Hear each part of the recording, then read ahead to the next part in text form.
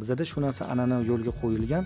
Har bir kelayotgan xodimni biz shaxsan men o'zim qon gruppasiga qarab turib, o'zini ishlash faoliyatiga qo'yamiz. Demak, qon guruhi, masalan, 3-qon gruppasi qaysi yo'nalishga to'g'ri keladi? Rahbarlik. Da. 2-qon gruppasi-chi? 2-qon gruppa bu ishchi. 1-qon gruppa? 1-qon gruppa bu liderlik. 4-qon gruppani olishga harakat qilmayman.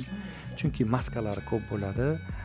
4-qon gruppa bor joyda ig'vo, fisq fasod ayrim holatlarida foizi yuqori bo'lmasa ham kuzatilib turadi. Lekin 100% emas. Lekin uni ham mohirona 4-qon guruhini ham xafa qilmaylik. Buni mohirona qo'yish kerak-da. Bu majoziy ma'noda aytadigan bo'lsak, 4-qon gruppani ko'proq insonlar bilan ishlovchi, ya'ni do'g'urlarni tuzuvchi, insonlarni bir jamoaviy holatda yig'ib, qandaydir bir organizatsion narsalarni bajaruvchi, tashkilotchi sifatida qo'yish kerak. Shu joylarga qo'yishimiz kerak bo'ladi. Va albatta 4-qon gruppani agent sifatida ham foydalansak bo'ladi.